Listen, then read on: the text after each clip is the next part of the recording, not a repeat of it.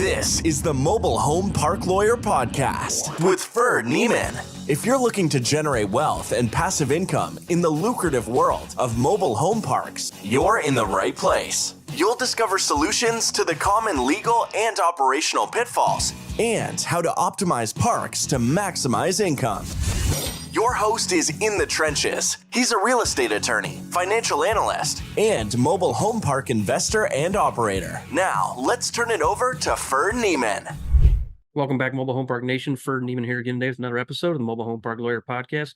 Got a great guest for you today. She's out of Texas. She's been in the business for quite some time, so I'm eager to share her story with you. Please help me welcome my guest, Rachel Hernandez. Rachel, thanks for coming on. Thanks so much, Ferd, for having me. I'm excited to be here.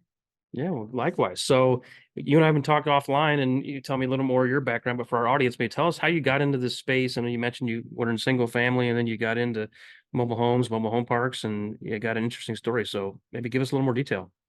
Sure. Well, I got into the space, specifically the real estate investing space, like a lot of folks. I read the book Rich Dad, Poor Dad by Robert Kiyosaki. And so I got inspired to buy and hold real estate for cash flow. But like a lot of people in the beginning, cash was kind of an issue. So I had to build up cash and find a way to build up cash. So I started out in single family homes. I was a bird dog looking for deals for other investors. And then from there, I became a wholesaler, putting homes under contract and assigning my interests to other investors, mostly either rehabbers or landlords. And then from there, once I built enough cash, I was able to buy and hold real estate, single family homes. But there was a point where everyone was getting paid except me. Or if I was getting paid, it was just such a small amount. So the mortgage, the bank was getting paid. Homeowners Association was getting paid, insurance was getting paid. I even at one point brought in property managers, but they even got paid before me. Right. So I was like, there's got to be a way to do this when I get more money, more cash flow out of the deal. So I decided to sell my entire portfolio of single family homes, and I made $200,000 in cash. And then I stumbled upon Lonnie Scruggs material, Deals on Wheels, and he actually became my mentor. He was my personal mentor. And I just got inspired by mobile home investing. I do have a sales background. So before I got into real estate investing, just like Robert Kiyosaki, I was an account executive for business to business Fortune 500 corporations. So I did have the sales background going in. So I got into mobile home investing, started buying and holding, just like what Lonnie Scruggs teaches, and built up my portfolio. Here I am. It is 2024. I've been doing this since 2007.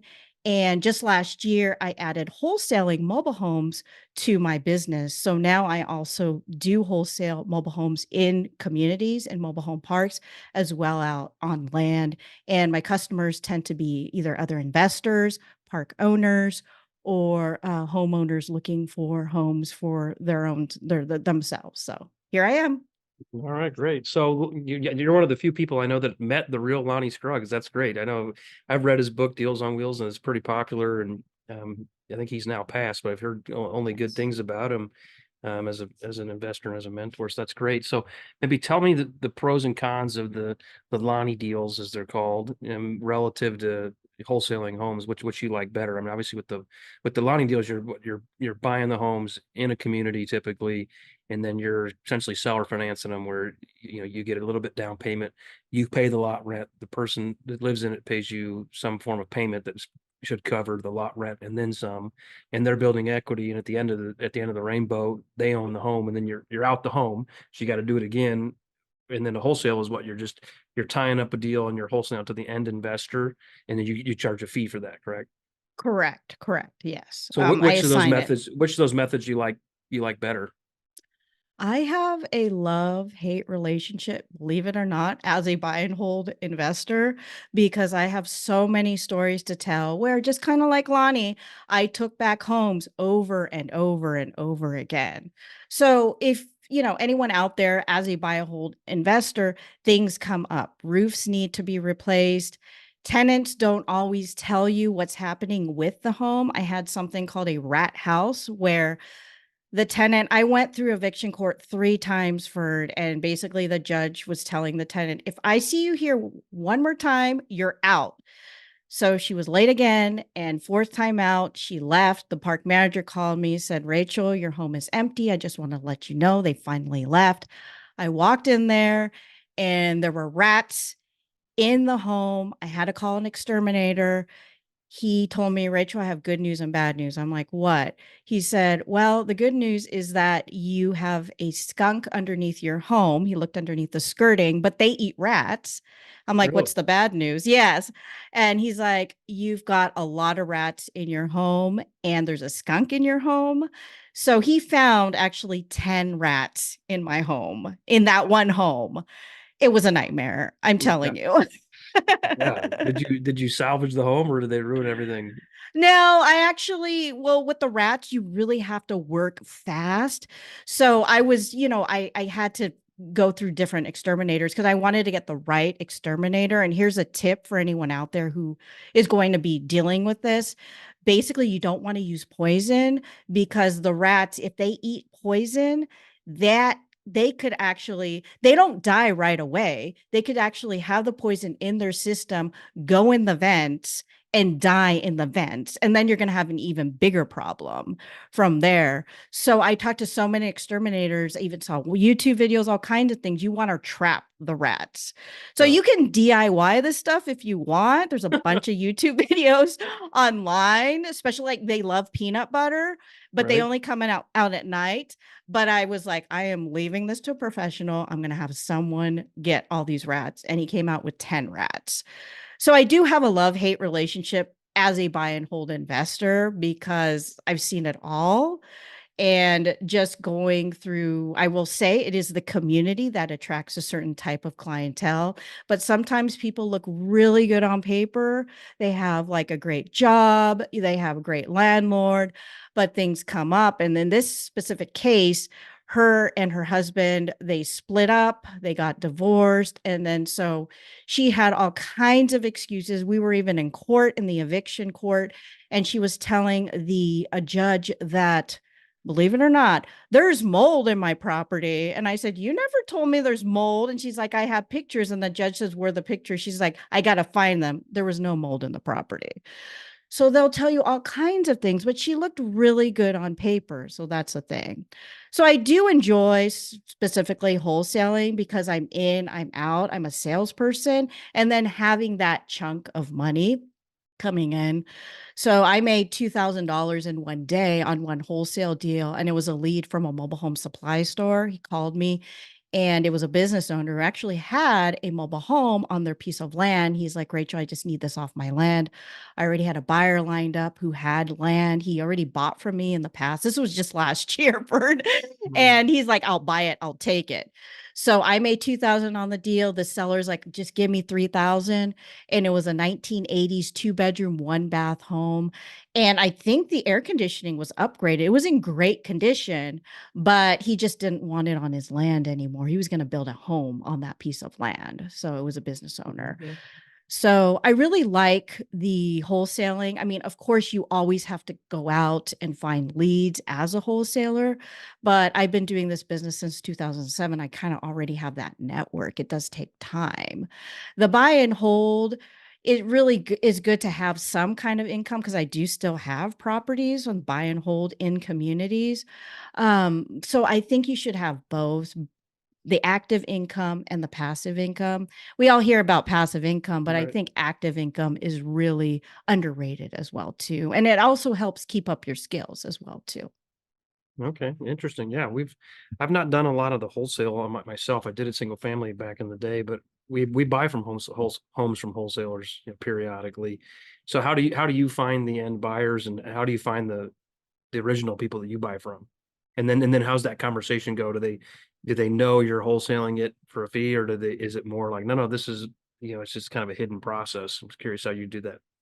Sure, no problem. Well, in terms of the leads, I network, so I know a lot of the mobile home dealerships in the area, and I go straight to the manager because the manager has a team, and so his team comes up, well, this person wants to buy a new home, but they have a used older mobile home that they need to get rid of, and he will. I've actually done, believe it or not, I've done presentations where I've brought donuts for the whole dealership and had a whole presentation at their sales team meeting. And this is what I do. And if you have anyone, because all they care about for is the commission on the new home, they could care less on the used home, you know. So it's just kind of because they always tell me we are in the new home business, we are not in the used home business.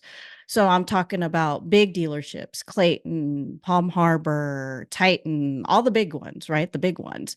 They could care less about the older used homes. But at the same time, it's really important to have a good relationship. I do it specifically with the sales managers because the sales representatives, they come and go. They may not be working there anymore. So I've had it where like I had a sales representative, I've been working with him maybe for a year or two and he's not there anymore.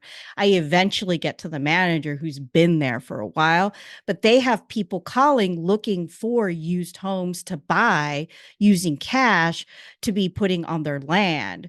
A lot of them is homeowners, sometimes investors too. So they have an ongoing list of people who are calling all the time because when people think about mobile homes, they just go and call the dealership, you Right. know. So Yeah, no, that's where I come in.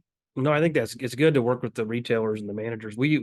I've found that it depends on the market whether or not they're receptive. I know when I first started, we went to the sales manager and said, "Hey, we'll give you $250 for a referral." And they're like, "No way." And then we got a couple of leads. And then I remember another time I was at a park and there was a guy who was a transporter installer who lived in the park. And I said, "Hey," and by this time I knew the price had gone up. I said, "Hey, we'll give you a significant referral fee, anywhere from 2,000 to 5,000 for every home you give us." And he just looked at me and kind of laughed. He said, "The park down the street pays 10." I was just like, wow. And Well, he didn't even own it just to drop it off. So, and I've also had some dealers give me homes for free, because especially the really older ones, like in 1980, they'll be like, "Hey, we need a place to dump it. Do you want it?" And I'm like, "Let me look at it." I'm like, "Yeah, this I can." Then I turn around and put 5,000 in it and sell it for 10 or 12. I'm like, "Yeah, I'll take this home for free." Um, then I actually bought a park from a guy that had a transport business, and he would buy he worked for these retailers and he'd tell people, "I'll demo your home, but you need to pay me, 3,000 a piece, 1,500 for my labor and 1,500 for the dump fee." Well, he never went and dumped them. He had an old park and he just put him in his park and he set him up. And he just left him there. So I bought the park from him and it came with 26 vacant park owned homes. And I said, "Do you have the titles?" And he pulls out a box with like 55 titles in it. He said, "Pick 26."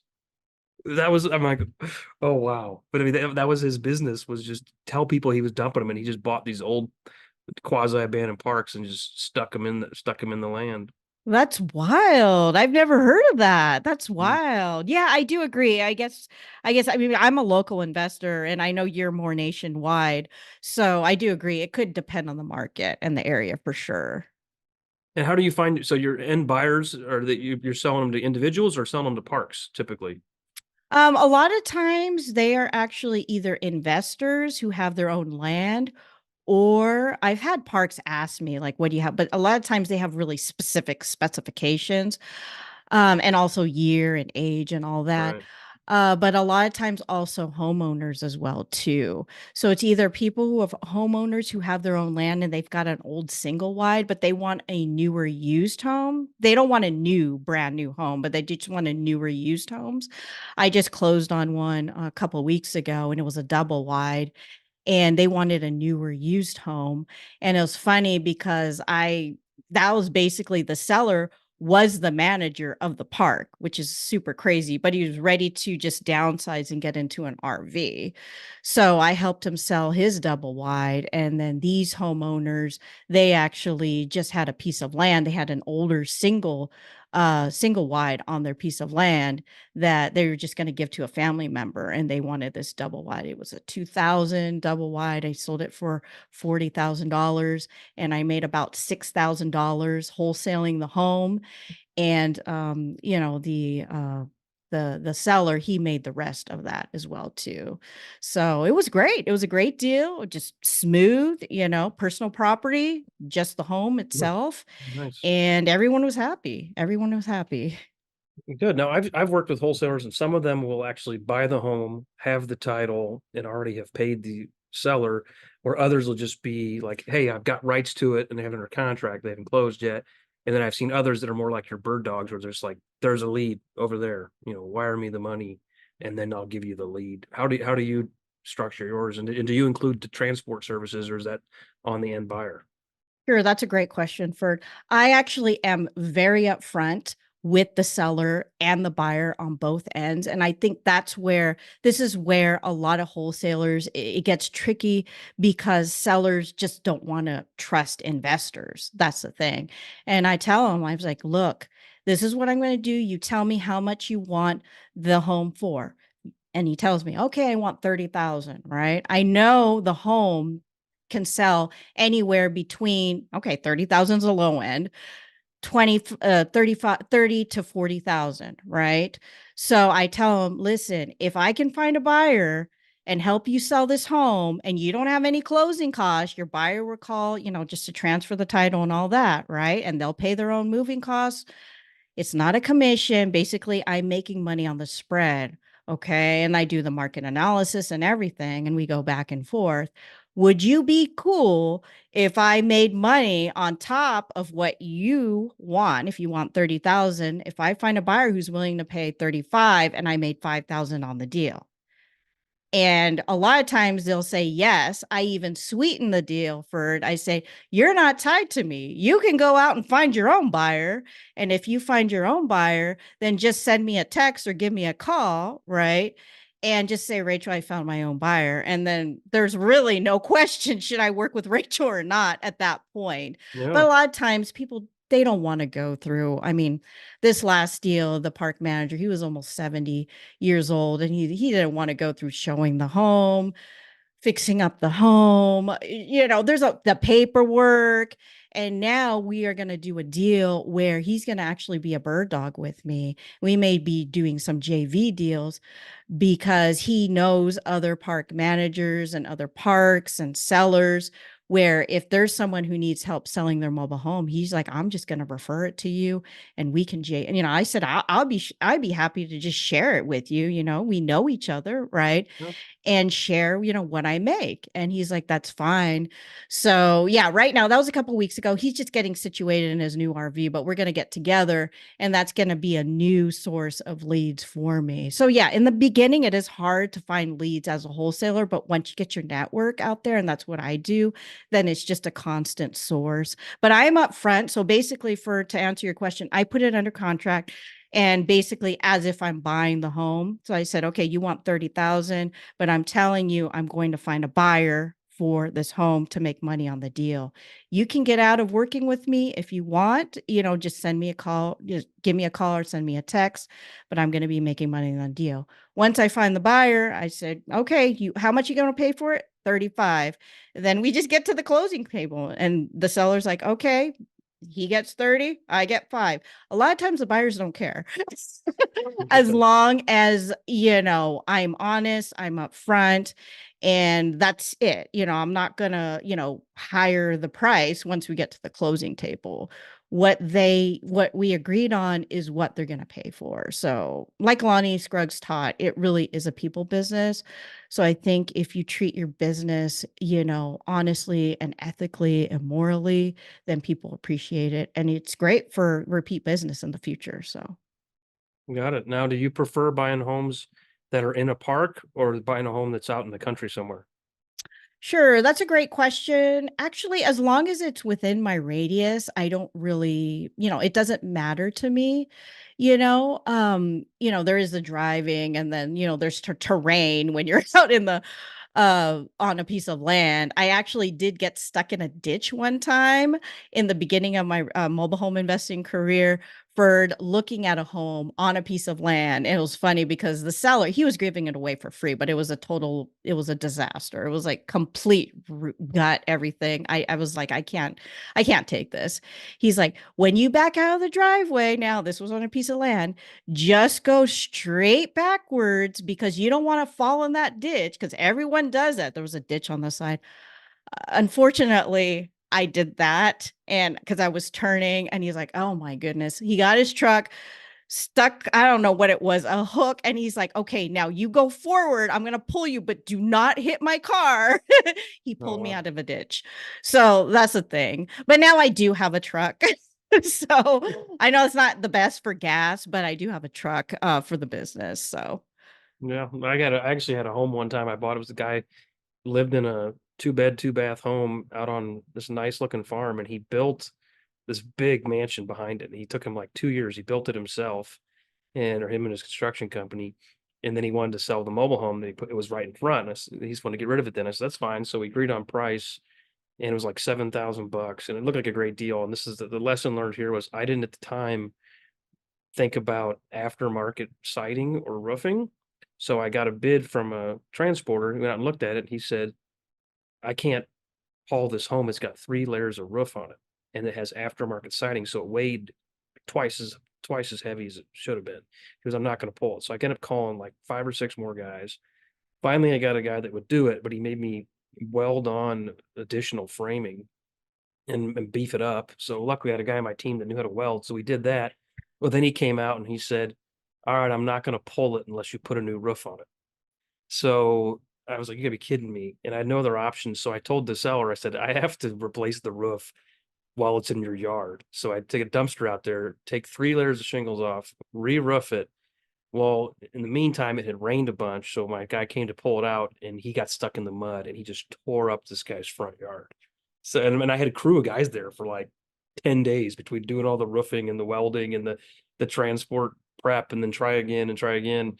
But I had a very upset seller. I was like, I can't do anything. He's like, get this thing out of my yard. And it was like, we finally did. And the guy got stuck. And then another home where it was like a little bit of a dip, and he tried to go over it instead of like taking the long way. And he bottomed out, and the home was suspended over this dip, and he had to go get it's called a platypus, like a special translift, and move it out of the way, but then he could put it back on flat ground and then hook it back up to his truck, and it bent the frame and all kinds of stuff. So I oh ended my up I've had a goodness. couple times where transporters have ruined a home and we had to get just an insurance claim on it. So definitely transport's not for the faint of heart. Yeah, I actually tell people because people have contacted me, I'm moving a home, Rachel. Any tips? Always get trip insurance. You need to know the specific date. I use Foremost. That it's worth it to pay that, but they need the specific date once the home is going to be moved, just in case anything comes on. It's funny you're talking about equipment for because that home that I made $2,000 in one day on that piece of land, the buyer that I had, who is an investor with his own land, told me he had to pay $1,200 on top of the move to his mover because it was a really tight turn to get it out of there. And I'm just like, oh my gosh. And he's like, yeah, it's because my mover has to use a special equipment to make the turn. So there's a Oh, lot, with moving mobile homes. I've done it in the past, and there's a lot involved. I mean, once you do a couple, it's nothing, but you never know what's going to happen for sure.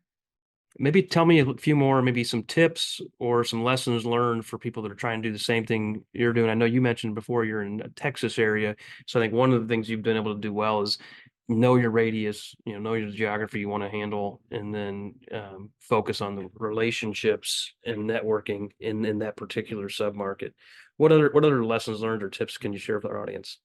Sure. So, if anyone wants to do what Lonnie Scruggs taught, working in communities, the first thing that you want to do is actually get to know the park managers, get to know the park owners of these communities, introduce yourself because it doesn't matter if you find a great deal. I found a deal for like $3,000 when I first started. I talked to the sellers first before talking to the park manager, and the park manager, she just would not let me work in that park.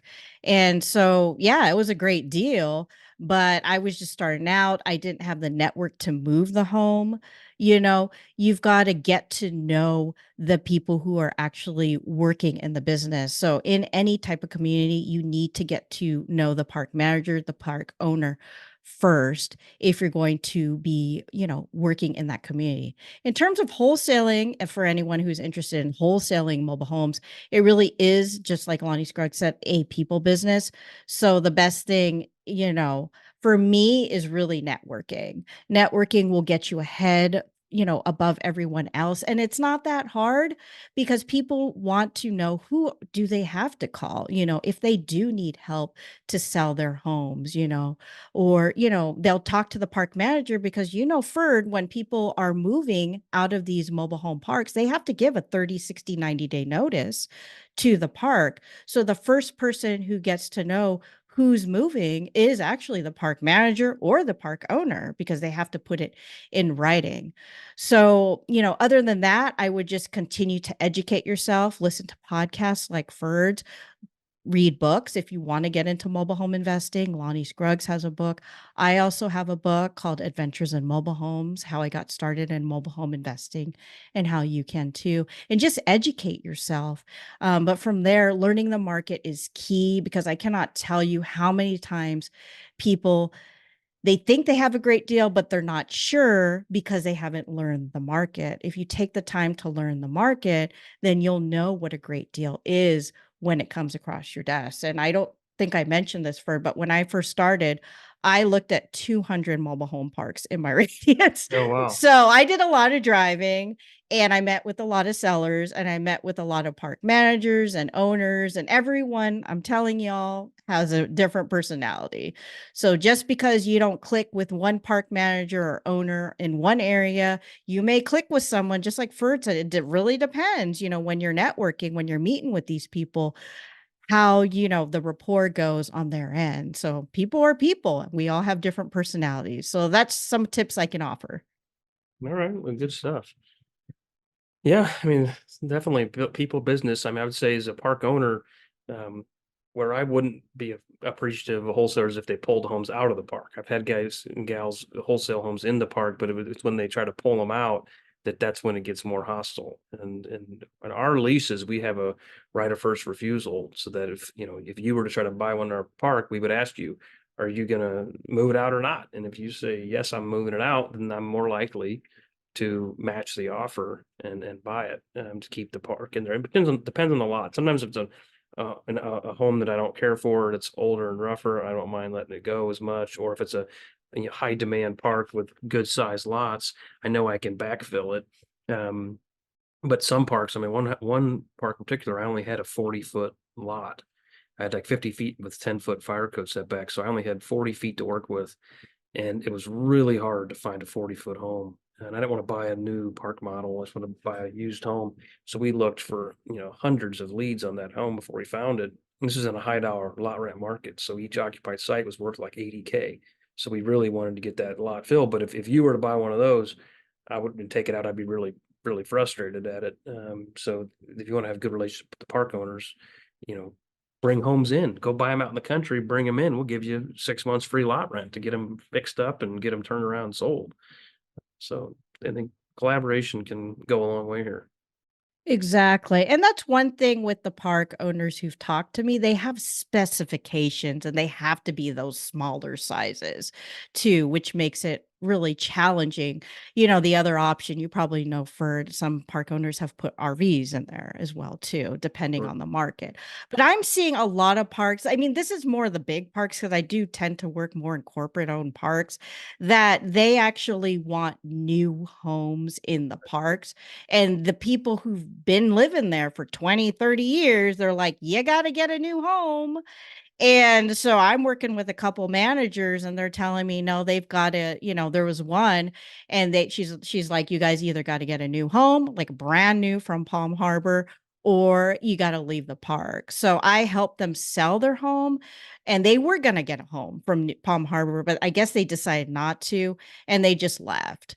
So I am running more into that because the park wants to raise, and I understand, raise the value of the park in terms of if they're going to refinance or resell down the road. So I'm running into more of that in my experience. So I can see both sides of everything. So Yeah, no, I've seen there's actually a park nearby where I live, and we had a park nearby that we recently sold, but we brought two homes in from a different park, and the guy, the bird dog that found them, is like, "Hey, they're coming from this other park," and I was like, "I'm not gonna tick those guys off. We're not taking those homes out of there." He said, "No, no, the manager said you can have them," mm, and one of them was free. It was like a 1989 home for free. They said, "You got to move it up." I'm like, "Of course we're gonna move it," and I didn't really believe him at first, so I had one of my managers call and say, "Hey, we're looking to bring these homes, take them out of your park and put them in our park 5 minutes away. Is that okay?" They said, "Yeah, we're just going to bring in a brand new home. We don't want the 1980s."